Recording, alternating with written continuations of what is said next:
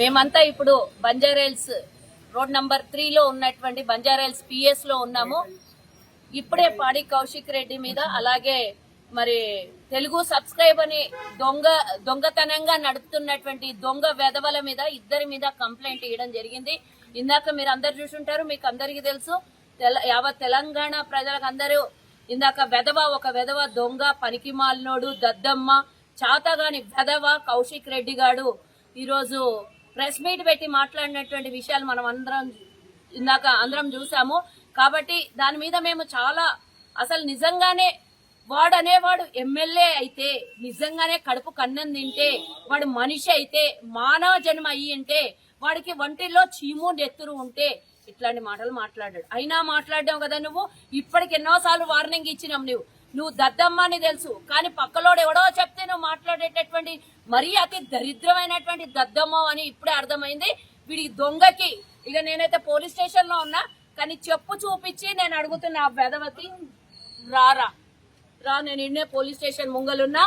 ఎవరిని ఏం మాట్లాడినావో ఇందాక ఏం మాట్లాడినావు నువ్వు, ఏం బయట పెడతావు? నేను మీడియా ముఖంగా నేను ఆ మాట్లాడినటువంటి మాటలు నేను మాట్లాడలేను. కానీ ఆ దొంగకి నేను ఈ రోజు ఇక్కడనే ఉన్నా పోలీస్ స్టేషన్ లా. నేను ఎక్కడ పోను, ఈడే ఉంటారా?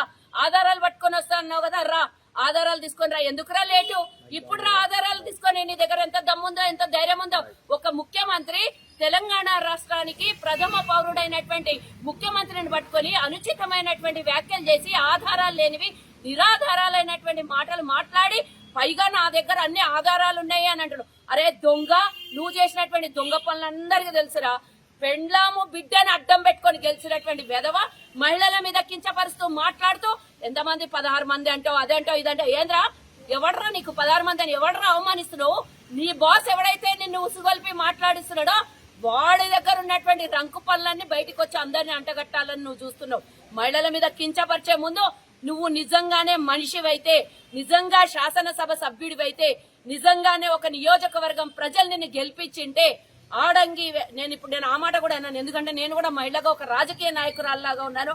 కానీ అంతకన్నా దరిద్రమైనటువంటి వెధవ నీ దగ్గర ఆధారాలు ఉంటే ఇన్ని రోజులు ఏం బిక్తున్నావురా నువ్వు? ఏం చేసినావు చాతకని దద్దమ్మ? ఈ రోజు ఫోన్ ట్యాపింగ్ తోని అన్ని మీ దొంగ బీఆర్ఎస్ వాళ్ళ అన్ని దొంగ పనులన్నీ బయటపడ్డాయి. కాబట్టి నీకెవడైతే రంకు మొగడు నీకు ఈ రోజు ఇవన్నీ మాటలు నేర్పిస్తున్నాడో ఆని మాటలన్నీ బయటపడ్డాయి, వాని విషయాలన్నీ బయటపడ్డాయి. కాబట్టి నిన్ను ఉసిగొలిపి మీడియా ముంగల కూసోబెట్టి నిన్ను మాట్లాడిస్తున్నటువంటి ఆ దొంగకి చెప్పు. నువ్వు నీలాంటి వెధవ పనులు ఎవరు చేయలే. నీ సొంత చెల్లిని వదలనోనివి నువ్వు, నీ సొంత భార్యని వదలనోనివి. ఈ రోజు ఫోన్ ట్యాపింగ్ చేయించి ప్రభాకర్ రావే డైరెక్ట్ చెప్తున్నాడు కదా, ఎవరైనా ఫోన్లో ట్యాపింగ్ చేయించిండో.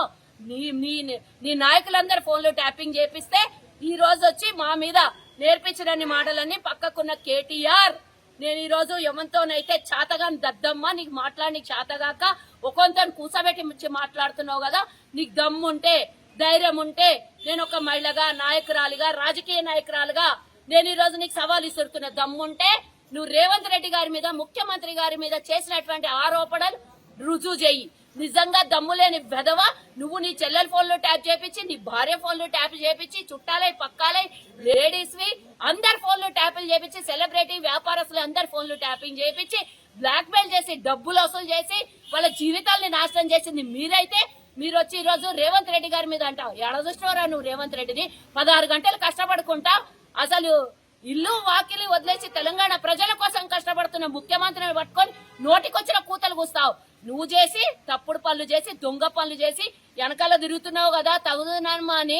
రేపు పొద్దున ఏమన్నా ఆయన సంపాదించి దొంగతనం చేసిన దాంట్లోకి ఏమన్నా నీకు చారానంతో 10 పైసలంతో ఇస్తాడు అనుకోని నువ్వు చేస్తున్నావు. కానీ ఆ నమ్మించి నట్టేట ముచ్చటోడు సొంత చెల్లెలు నిలబడవు, నిన్నుడిస్తాడరా. జాగ్రత్త, ఖబ్బర్దార్ చెప్తున్నా నేను బిడ్డ. ఈ రోజు ఇక్కడ నుంచి బంజారాహిల్స్ నుంచి మాట్లాడుతున్నా. ఇంతకు ముందు కూడా నీ మీద గీనే కేసు అయిండే, గుర్తు చేసుకో.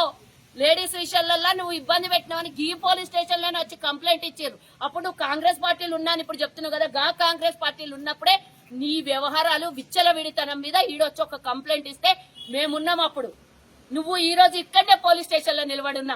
రా, నువ్వేం ఆధారాలు తీసుకొస్తావు? ఇంకెందుకు లేట్ చేస్తున్నావు? ఆధారాలు ఉన్నాయని ఉట్టిగా గాలికి ఆధారాలు లేకుండా మీడియా ముంగల కూర్చొని హైలైట్ కావాలి. ఈ రోజు డే మొత్తం నిన్ను చూపియాలి.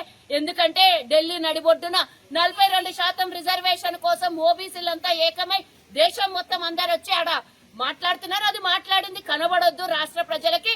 కాంగ్రెస్ చేసిన గొప్పతనం